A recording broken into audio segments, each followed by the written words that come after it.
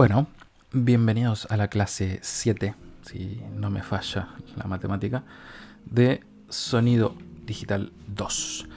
La clase de hoy va a ser casi exclusivamente para definir el trabajo práctico que ya nos toca. Como creo que ya les expliqué al comienzo de la cursada, esta materia no tiene parciales de por sí, porque básicamente como es una materia muy práctica, no le encuentro demasiado sentido a tomar un parcial teórico. Prefiero mil veces que hagamos trabajos prácticos justamente. Así que tiene, como ya les había explicado antes, tiene 2 trabajos parciales y un trabajo final, más los pequeños ejercicios que vamos haciendo, que como ya les había comentado, no son obligatorios, pero sí les van a ser de mucha utilidad y van a contar, entre comillas, para la nota conceptual, pero no es que van a influir directamente en la nota. Pero bueno, volviendo al trabajo práctico. La idea para este trabajo práctico es que construyan un instrumento musical digital, o mejor dicho, la parte virtual de un instrumento musical digital. Así que primero que nada nos vamos a dedicar, antes de dar las pautas del trabajo práctico, a entender el concepto de instrumento musical digital, justamente, porque si no vamos a construir sobre arena. Así que empecemos con esto y después les paso las pautas del trabajo práctico y una pequeñita explicación.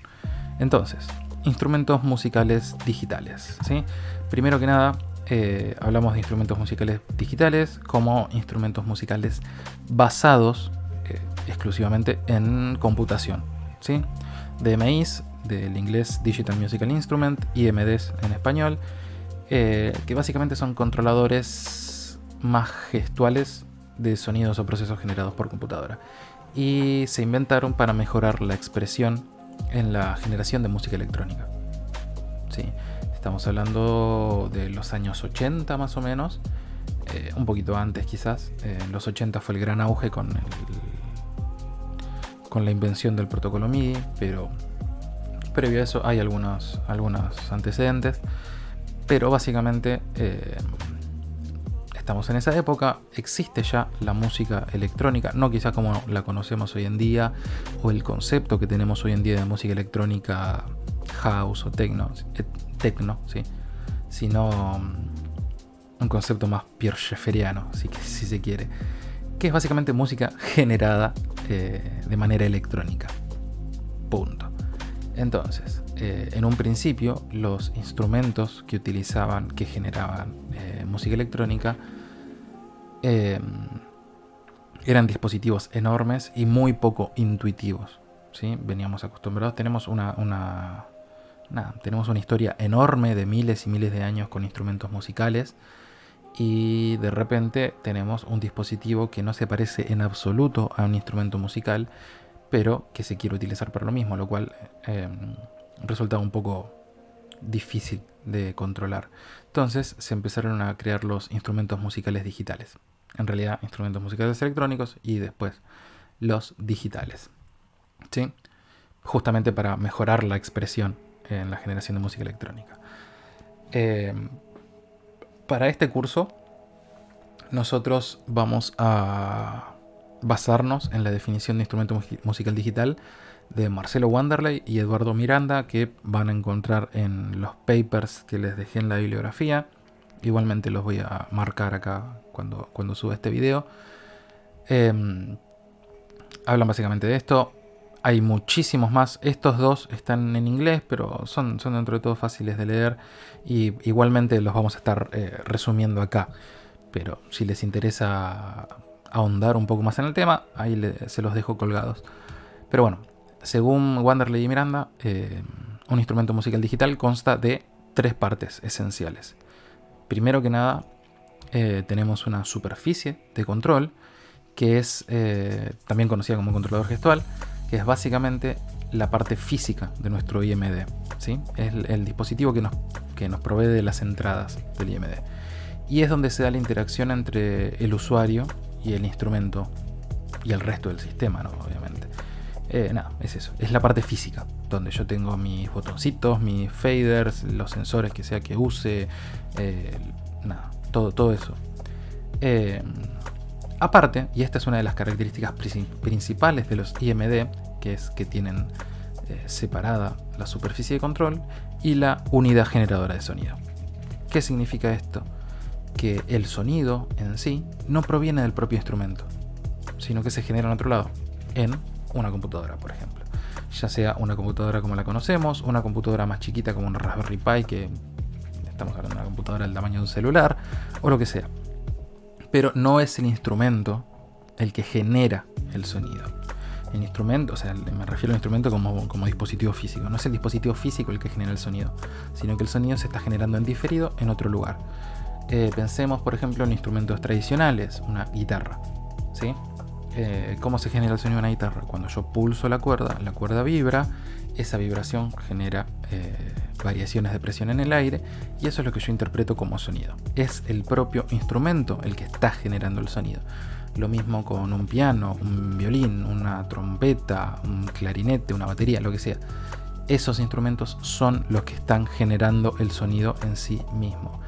Es decir, yo no tengo por separado la superficie de control y la generación de sonido, sino que está todo en un solo dispositivo. En IMDs no es así. Yo tengo por una parte la superficie de control y por separado una unidad generadora de sonido, ¿sí? La interacción con el dispositivo es independiente del sonido.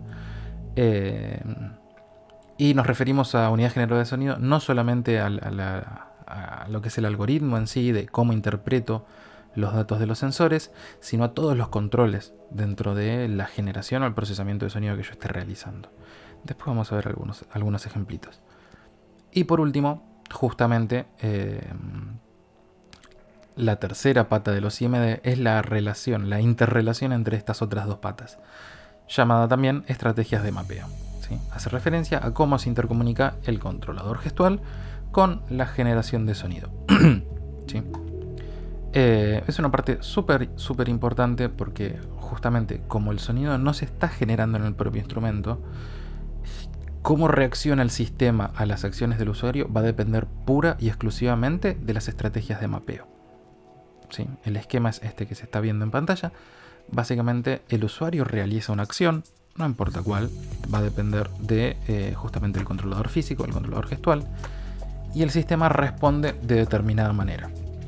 No importa cuál, depende de la unidad generadora de sonido. Después, esta respuesta del sistema condiciona de alguna manera la próxima acción del usuario, lo cual cierra el bucle. Entonces están en completa intercomunicación entre sí. ¿Sí? Entonces, el mapeo de gestos hace referencia a la correspondencia entre los parámetros de control y la generación de sonido, o, mejor dicho, la organización de la información adquirida de esta constante interrelación del sistema en cada una de las etapas. ¿Sí? Continuamos. Pequeño paréntesis, ¿sí? Tenemos diferentes maneras de interactuar con la computadora, ¿sí? Mejor dicho, diferentes etapas. Resumimos todo, porque no vamos a ver todo sobre IMDs, vamos a ver lo que necesitemos para el curso, pero vamos a ver dos elementos súper importantes, principalmente que son los sensores, y otro que solo lo voy a mencionar, no tiene su propia filmina, que son los actuadores. ¿Qué son los sensores y los actuadores? Son diferentes dispositivos que están involucrados en la interrelación entre el humano y la computadora, ¿sí? Hay algo que se conoce como HCI o Human Computer Interaction, es decir, interacción humana-computadora, y tiene un montón de piezas importantes, pero básicamente nos vamos a centrar en dos, que son los sensores, que son las entradas de la computadora, es decir, cómo la computadora recibe información del mundo, y los actuadores, que son las salidas de la computadora, es decir, cómo la computadora vuelve a mandar información al mundo. ¿Sí? ¿Qué es un sensor particularmente? Las entradas de nuestra computadora son dispositivos que nos permiten convertir un tipo de magnitud en una variable eléctrica. ¿Sí? Derivan de los transductores. Los transductores en general convierten un tipo de energía en otro tipo de energía diferente, no importa cuál, no necesariamente tiene que ser eléctrica. Piensen, por ejemplo, en una termocupla de un horno, ¿sí? Que convierte energía térmica en energía mecánica. Básicamente la termocupla lo que hace es que si no hay llama en el horno, no se libere gas. ¿Sí? Vieron que ustedes cuando prenden el horno, hoy en día prácticamente todos los hornos lo tienen, tienen que mantener apretado un ratito la perilla hasta que levanta un poco de temperatura y recién ahí, si lo sueltan, queda prendido. Si no, cuando lo sueltan se apaga por completo. Es una medida de seguridad. Justamente lo que utiliza es un dispositivo llamado termocupla, que es esto, es básicamente un transductor. Existen cientos de transductores diferentes. Por ejemplo, un molino de viento era un transductor, convertía energía eólica en energía mecánica para moler el trigo, etcétera, etcétera. Llamamos sensores particularmente, aunque no tiene que ser necesariamente así, pero es la manera en la que más se utiliza el término, a los transductores que convierten cualquier magnitud física en una variable eléctrica. ¿Sí? ¿A qué nos referimos con magnitudes físicas? También conocidas en los IMD como variables de instrumentación. Acciones del mundo real, básicamente. Imagínense un potenciómetro, por ejemplo, o una tecla, un botón, o un sensor de presión, o un sensor de temperatura, o lo que sea. Vamos a quedarnos con el potenciómetro. ¿Qué hace el potenciómetro? Convierte energía mecánica, que viene de mi mano rotando la cabecita del potenciómetro, y traduce esa energía mecánica de la rotación en una variable eléctrica, en este caso resistencia eléctrica. ¿Sí? Lo mismo con un fader. Un botón, en vez de convertir la energía mecánica de mi dedo pulsando el botón, lo que hace es abrir o cerrar el circuito. No hay resistencia, hay continuidad. Pero, ¿se entiende? Convierto una magnitud física, que puede ser energía mecánica, temperatura, luminosidad, por ejemplo con los LDR, presión barométrica, lo que sea, en algún tipo de variable eléctrica que yo después puedo utilizar para lo que yo quiera, dependiendo del sistema como lo desarrolle. Pero esos son los sensores, ¿sí? Entonces, después entramos en la siguiente etapa. O sea, los sensores vendrían a funcionar de intermedio entre el instrumento musical digital y el ser humano, ¿sí? Son los que convierten la interacción del humano en algún tipo de señal eléctrica para que yo después la interprete en la computadora. Entonces, programación. Acá estamos en el intermedio entre el instrumento en sí y la computadora. ¿Y qué pasa dentro de la computadora? En este caso yo puse un ejemplo que es súper tradicional. Hay 10 millones de maneras de hacerlo diferentes. Un ejemplo que es muy particular y muy asequible principalmente, que es estos dos entornos. Pure Data, del cual ya venimos hablando hace rato, y Arduino. ¿Sí? Que Arduino es básicamente un entorno de programación y una placa de desarrollo pensada para el prototipado de dispositivos. ¿Sí? Es la puerta de entrada a la programación para muchísima gente. Es súper amigable el entorno de programación, y piénsenlo como una pequeña plaquita del tamaño más o menos del celular, con un montón de pines de entrada donde yo puedo conectar sensores, botones, luces, motores, lo que se me ocurra, y controlarlo desde la computadora o viceversa, mandar señales del mundo real a la computadora. ¿Sí? Este es de nuevo un tipo de programación. Yo puedo usar un montón de cosas diferentes. Por ejemplo, para recibir información del mundo real puedo diseñar mi propia placa. Puedo no usar necesariamente Arduino, puedo usar ESP, puedo usar Intel, puedo usar lo que sea. Hay un montón de modelos diferentes de placa. Arduino se volvió súper popular y la verdad que es bastante accesible en cuanto a precio, y hay muchísima información en internet, por lo que se usa muchísimo. Y del otro lado, en la parte musical en sí, la generación de sonidos, el procesamiento de señales, el manejo de samplers, control de efectos, lo que sea. En nuestro caso usamos Pure Data, pero hay muchos otros programas que hacen lo mismo. SoundP, Hydra, Super Collider, nada. Hay muchísimos otros entornos orientados a lo mismo que Pure Data. De nuevo, pasa de Pure Data, como es una interfaz gráfica, se volvió súper popular y también es muy accesible. Pero bueno, eso respecto a la programación. Y por último, resumiendo, y ya para ir cerrando y no hacer demasiado largo este video, porque no es la idea, un pequeño resumen de a qué nos referimos cuando hablamos de instrumentos musicales digitales. Yo en principio tengo sensores que convierten gestos o la interacción del ser humano en general en señales eléctricas, una placa o lo que sea, en este caso Arduino, que convierte esas señales eléctricas en señales digitales, ¿sí? Hay que diferenciar señal eléctrica de señal digital. En este caso nosotros utilizamos una placa Arduino, puede usar 10 millones de plataformas diferentes, ¿sí? Pero nosotros nos quedamos con Arduino, aunque que sinceramente me hubiera encantado poder verlo durante la clase, pero bueno, dada la virtualidad del asunto va a resultar imposible. Pero bueno, quizá la hayan escuchado nombrar en la carrera, seguramente porque es muy popular. Pero bueno, en este caso yo me baso en Arduino para cuantificar, codificar, empaquetar y enviar informaciones, en este caso al puerto serie. Puedo utilizar otro protocolo de comunicación como OSC, comunicación en paralelo, MIDI, etcétera, etcétera.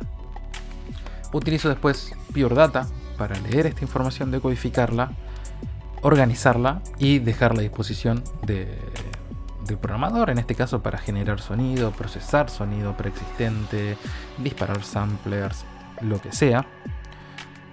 Y por último tengo un feedback. A feedback nos referimos justamente a lo que habíamos hablado antes de las respuestas del sistema a las acciones del usuario. Y lo que me permite básicamente es mejorar la intercomunicación entre el humano y la computadora. Hay muchos tipos de feedback. Los tres principales son el feedback táctil, el visual y el sonoro, ¿sí? Hablo, por ejemplo, de un pequeño vibrador reciclado en un celular que vibra cuando yo hago tal o cual cosa.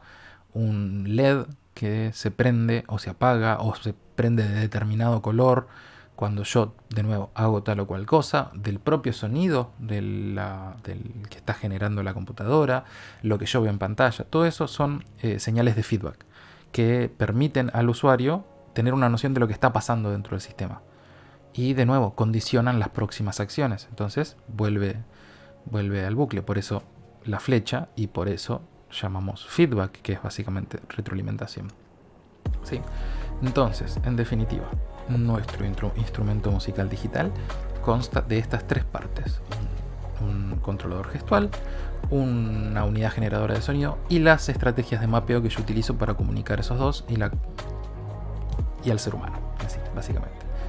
En nuestro caso, por una cuestión de tiempo y lo que les decía recién de que es muy difícil de manera virtual ver esto de Arduino, vamos a dejar de lado la parte física, el controlador gestual en sí. O mejor dicho, vamos a reemplazar el controlador gestual físico con un controlador gestual virtual hecho dentro del propio Pure Data.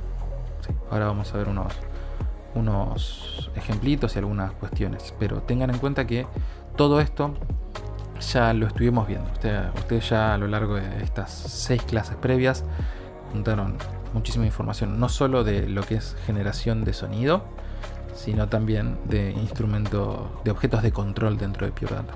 O sea que están más que preparados para realizar este proyecto.